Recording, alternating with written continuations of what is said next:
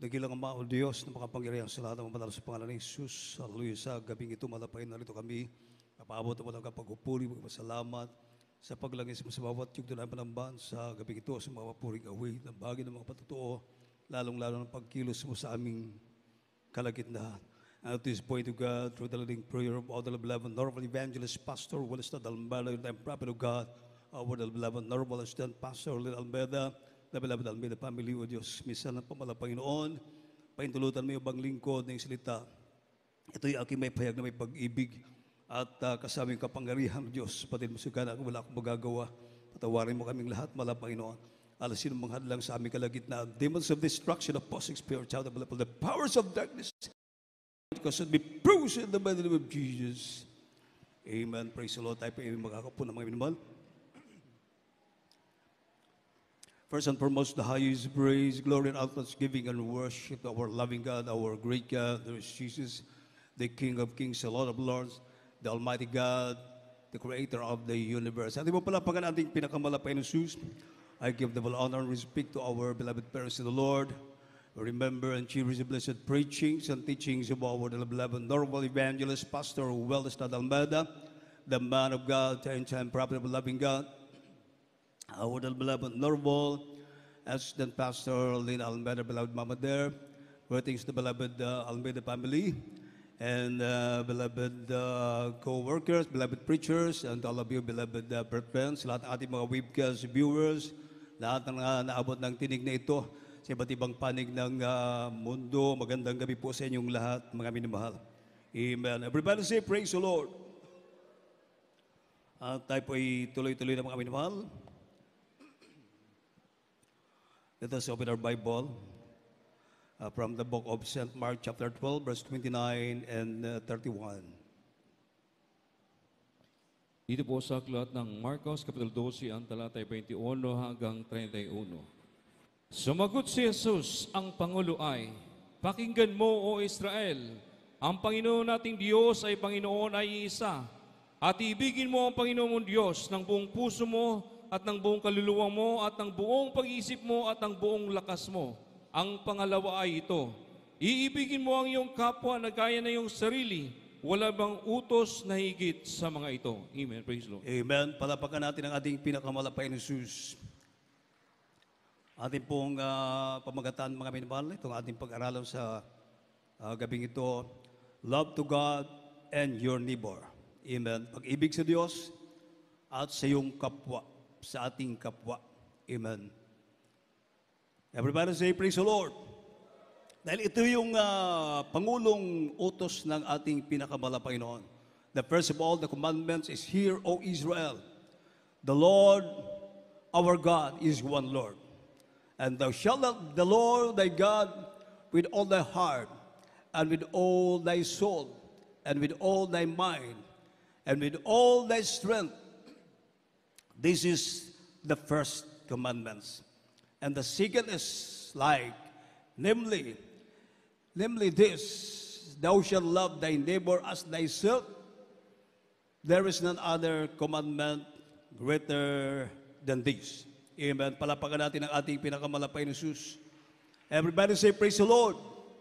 Unang utos ng ating pinakamalapay, pangulong utos, ang Diyos ay iisa. Amen. At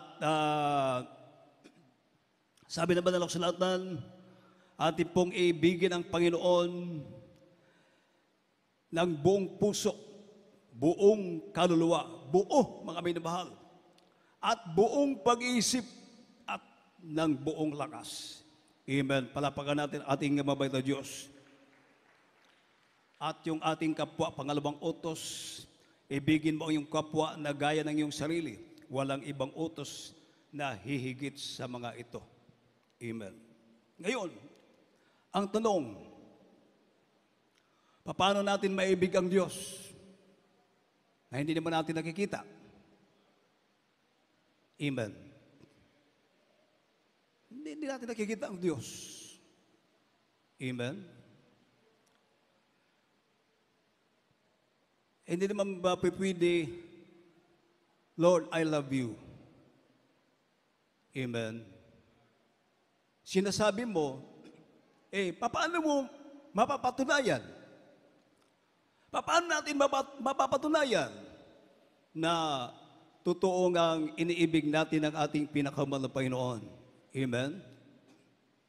So, dapat may gawa. Palapakan natin ang ating pinakamahal na Panginoon Jesus. Sabi pa ng kasabihan, mga minamahal, action speaks louder than words. Amen. Everybody say, praise the Lord. Hallelujah.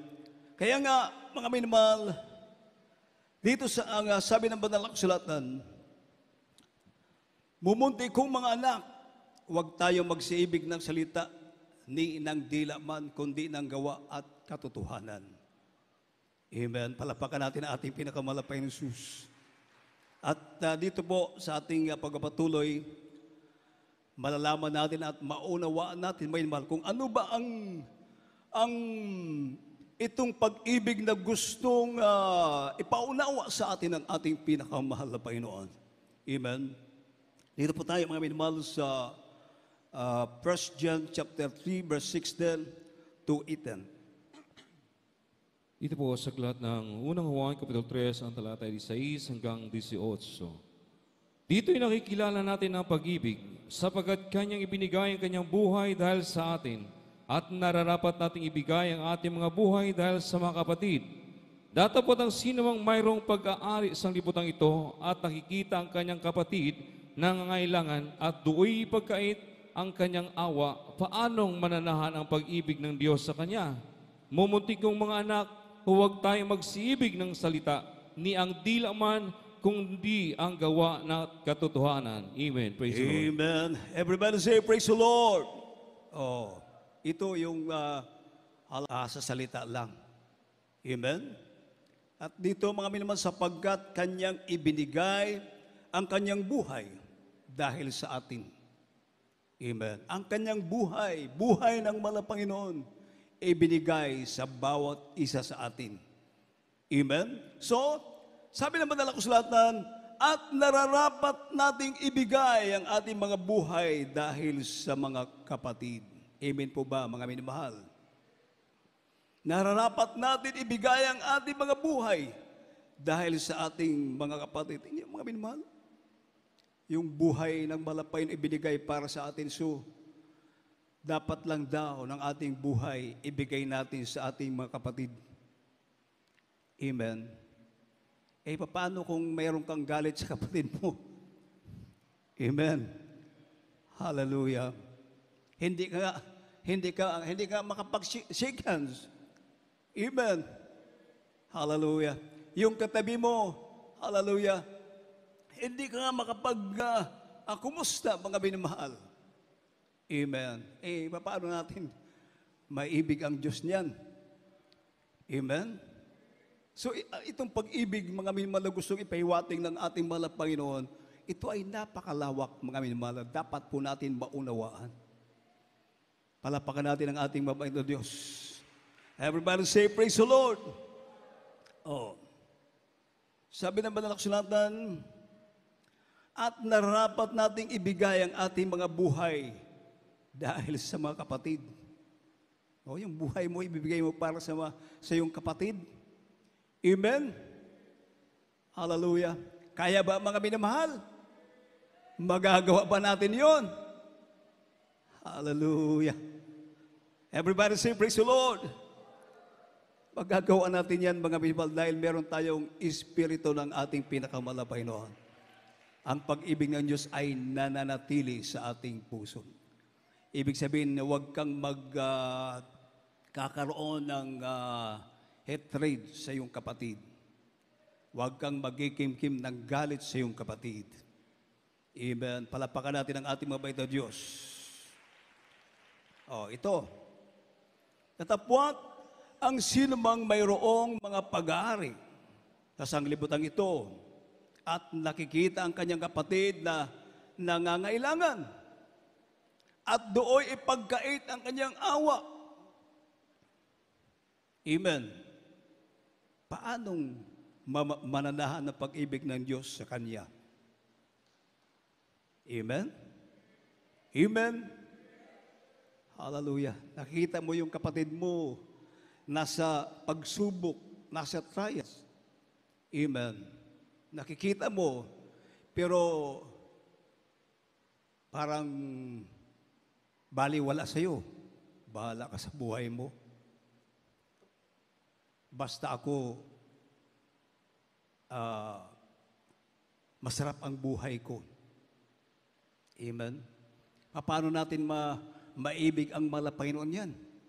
Na hindi natin nakikita. Amen. Hallelujah.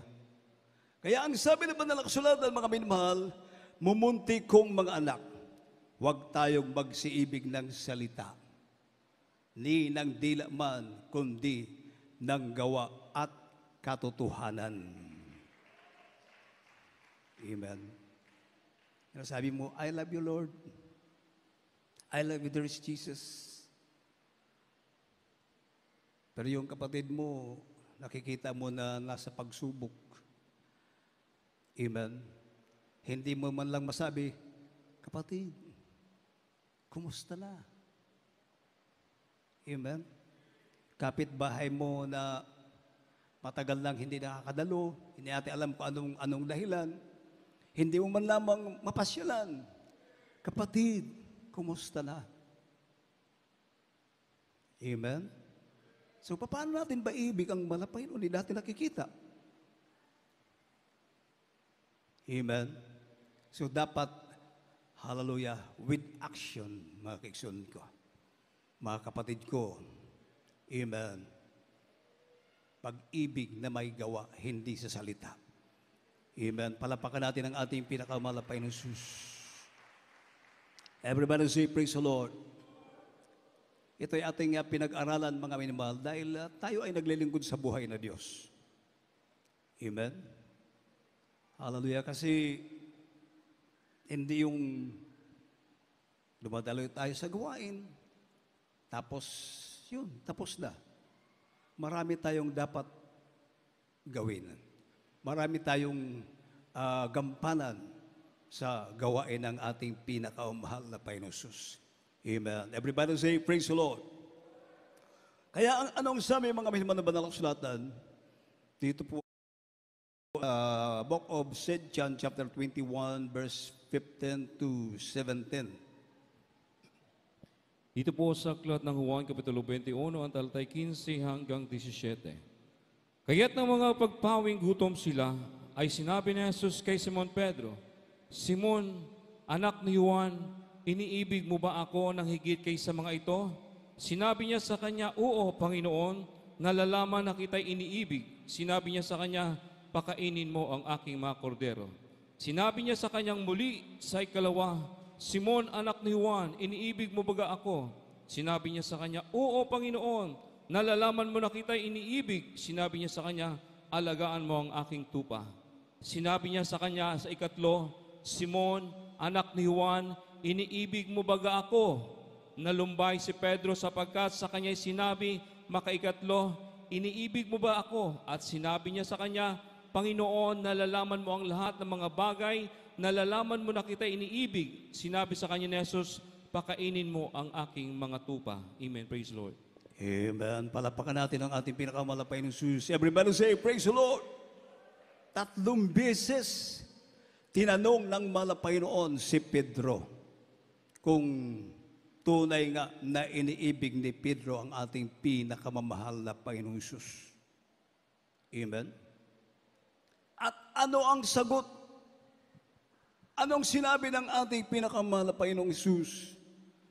Anong sinabi ni Juan? Sinagot ni Pedro ang ating mahal na Panginoon, Panginoon, iniibig kita. Amen? Anong sabi ng ating pinakamahal na Panginoong Jesus? Pakainin mo ang aking mga kordero. Amen? Pangalawa, sabi ng mahal na Panginoon kay Pedro, Simon, anak ni Juan, iniibig mo ba ako? Sinabi niya sa kanya, Oo, Panginoon, nalalaman mo na kita'y iniibig. Sinabi sa kanya, alagaan mo ang aking mga tupa. Amen? Una, pakainin mo ang aking mga kordero. Ikalawa, alagaan mo ang aking mga tupa. Pangatlo, sabi ng mahal na Panginoon, Simon, anak ni Juan, iniibig mo ba ako? Nalumbay si Pedro, sapagkat sa kanya ay sinabing makaitlo, iniibig mo ba ako? At sinabi niya sa kanya, Panginoon, nalalaman mo ang lahat ng mga bagay, nalalaman mo na kita'y iniibig. Sinabi sa kanya ni Jesus, pakainin mo ang aking mga tupa. Amen. Palapakan natin ang ating pinakamalapay na Jesus. So yun ang pagpapatunay, mga minamahal, kung ginagawa natin sa kapwa natin. Amen. Concern ka sa iyong kapwa. Yan ang pagpapatunay na tayo nga ay umiibig sa ating pinakamamahal na Panginoong Jesus. Hindi mo itatakwil. Amen? Aalagaan mo. Aalagaan natin. Dahil yan ay tupa ng ating pinakamamahal na Panginoong Jesus. Palapakan natin ang ating mabait na Diyos. Hindi natin aawayin. Amen? Hindi natin sasaktan. Yan ang tunay na pag-ibig, pagpapakita na tayo ay tunay nga na umiibig sa ating pinakamamahal na Panginoon Jesus. Amen?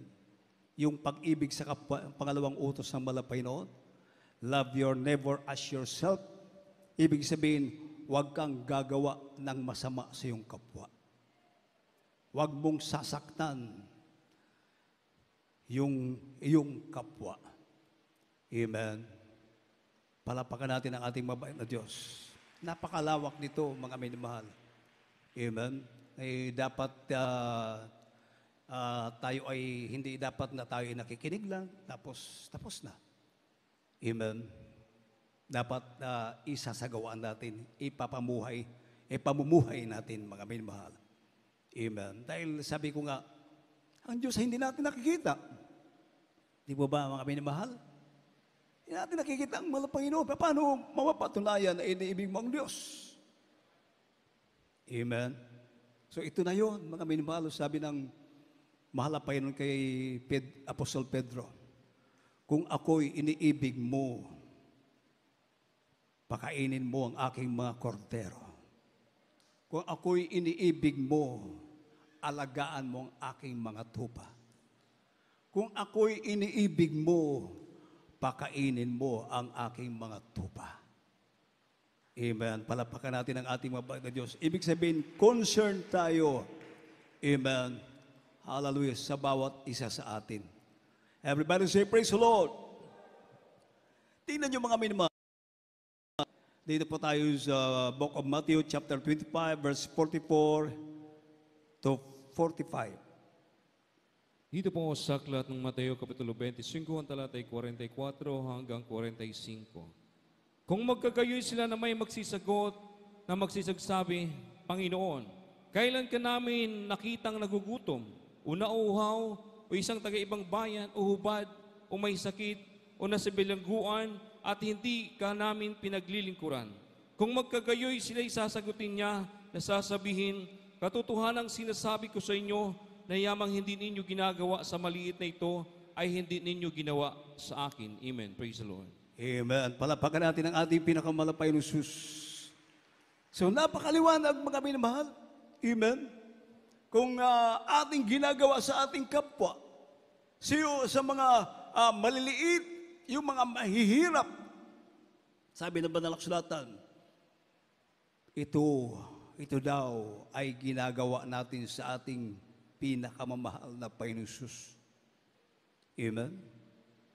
Sabi ng Sabi ng mga tao, pagdating ng araw, yung yung tinatawag na judgment, paghuhukom. Amen. Mahal na Panginoon. Hallelujah. Sabi ng banal na kasulatan, mga inamahal, kailan ka naming nakitang nagugutom o nauuhaw o isang taga-ibang bayan o hubad o may sakit o nasa bilangguan at hindi ka naming pinaglingkuran?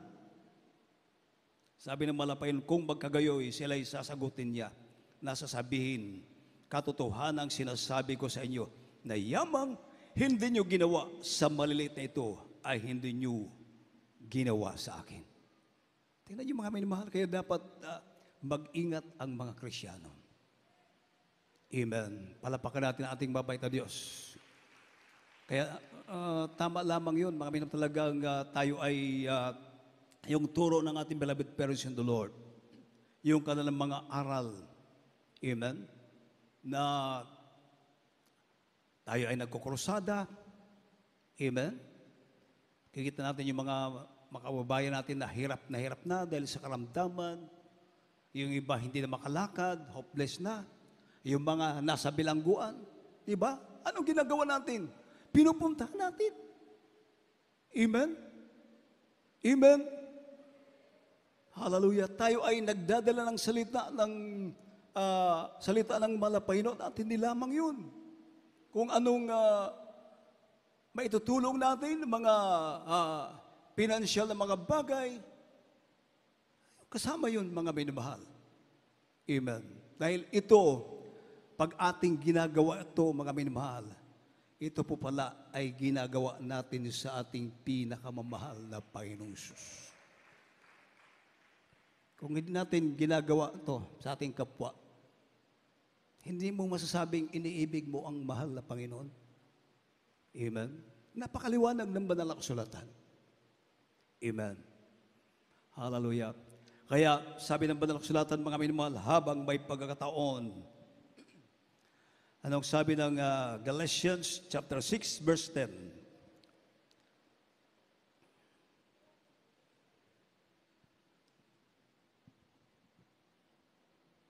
Dito po sa aklat ng Galatia Kapitulo 6, ang talatay Gs. Kaya nga, samantalang tayo ay may pagkakataon, ay magsisigawa tayo ng mabuti sa lahat at lalong-lalo na sa kasangbahay sa pananampalataya. Amen. Praise the Lord. Amen. As we have therefore opportunity, let us do good unto all men, especially unto all them who are of the household of faith. Household of faith. Sino yun? Tayo yun, mga minamahal. Mga, sabi ng banal na kasulatan, mga minamahal, kasambahay sa pananampalataya. Amen. Especially unto them who are of the household of faith. Tayo yun, magkakapatid. Ang tawag sa atin, mga minamahal, kasambahay sa pananampalataya. Palapakan natin ang ating pinakamalapay noon. Everybody say, praise the Lord. Amen. Samantalang tayo'y may pagkakataon. Amen. Ito yung mga pagkakataon na dapat natin gawin.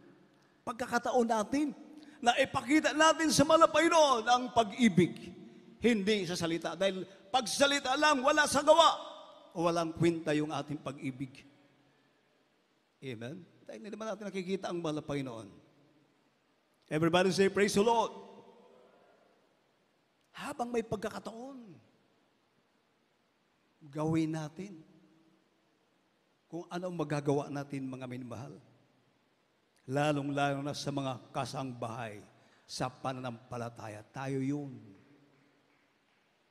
Amen. Palapakan natin ang ating pinakamalapay na Hesus. Pag ito'y ating ginagawa, yung inyong mga beloved brethren, mga choir member, adult choir, meron kayong project, mga minimal na pag may mga problema yung ating mga beloved brethren, karoon kayo ng mga contribution, anong maitutulong natin, malaking bagay yan. Amen. Pag natuwa yung ating kapwa manampalataya, ang Diyos ay natutuwa.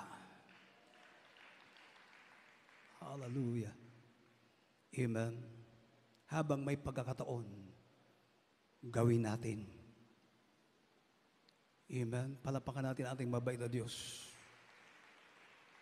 Ating kapwa, minsan dumarating yung tinatawag na unexpected trials.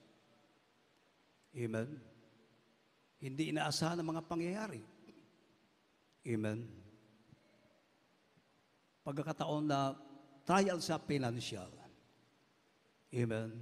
Pero dahil sa inyong project, ating mga beloved adults choir, ating mga beloved choir member, amen, yung inyong contribution na ating ipapaabot sa kanila, yan po ay nakakadagdag ng kaluwagan sa kanilang mga pangangailangan. At kasama na kami doon. Amen. Palapakan natin ating mabait na Diyos. Kahit may kalungkutan, pero sa ating pagkakaisa, kumbaga, nababawasan yung kalungkutan. Amen. Everybody say, praise the Lord. Alam niyo, mga minamahal, hallelujah, hindi ko na ilalayo. Dahil yung aking father-in-law, kailan lang mga minamahal, kinuha ng malapay noon. At lumipas ang mga ilang araw lang mga minamahal, yung aking mahal na ina naman, kinuha rin ng malapay noon. Grabing bilang tao mga minamahal, tayo ay nakaramdam ng lungkot na hindi mo maintindihan. Yung kanilang mga edad ay bonus na ng ating pinakamalapay na Jesus dahil yung aking mahal na ina, dapat niya yung this coming December ay mag-95 na siya. Pero hindi nakaabot ng 95. Pero ito, mga minamahal, kumbaga 94 years old, dapat this coming December, 95 years old na siya mga minamahal. Ibig sabihin, mataas na yung kanyang edad. Amen. Salamat sa ating pinakamalapay noon. Sabi ko nga, ang inyong mga project, mga minamahal, inyong mga tulong, amen, ito ay nakakapagbigay sa amin ng, kumbaga, kaginhawahan, mga minamahal. Palapakan natin ang ating pinakamalapay. Katulad namin, mga manggagawa, wala namang kaming sweldo, wala kaming trabaho. Pag ganyang sitwasyon, siyempre, involve ang financial. Amen. Pero salamat sa inyong pag-ibig sa ating pinakamalapain. Ang Diyos magbalik sa inyo ng makalibong beses. Everybody say, praise the Lord. Amen. Last verse natin, mga minamahal. Ito po tayo sa 1 John chapter 4, verse 7 to 8. Dito po sa aklat ng unang Juan, kapitulo 4, ang talatay 7 hanggang 8. Mga minamahal, mag-ibigan tayo sa isa't isa sapagkat ang pag-ibig ay sa Diyos at ang bawat umiibig ay pinanganak ng Diyos na nakikilala sa Diyos. Ang hindi umiibig ay hindi nakakilala sa Diyos sapagkat ang Diyos ay pag-ibig. Amen. Praise the Lord. Amen. Sapagkat ang Diyos ay pag-ibig. Amen. Amen. Yung may action. Sabi ko kanina mga minamahal, action speaks louder than words. Amen. Ito yung nagpapatunay yung ating mga gawa. Amen. Na tayo ay tunay na umiibig sa ating pinakamamahal na Panginoon. Hindi puro salita lang. With action, mga minamahal. Amen. Mag-ibigan tayo sa isa't isa sapagkat ang pag-ibig ay sa Diyos. Ang bawat umiibig ay ipinanganak ng Diyos at nakakakilala sa Diyos. Ang hindi umiibig ay hindi nakakakilala sa Diyos sapagkat ang Diyos ay pag-ibig. Amen. Hallelujah. Everybody say praise the Lord. Purihin ang ating pinakamalapay noon. Mga ang Diyos ay pag-ibig, so bilang mga anak ng Diyos, gawin natin, hindi puro salita lang, kundi with action, mga minamahal, patunayan natin na tayo ay umiibig nga sa ating mabait na Diyos. Amen. Ating awitan, mga minamahal, ang ating pinakamalapay na Jesus.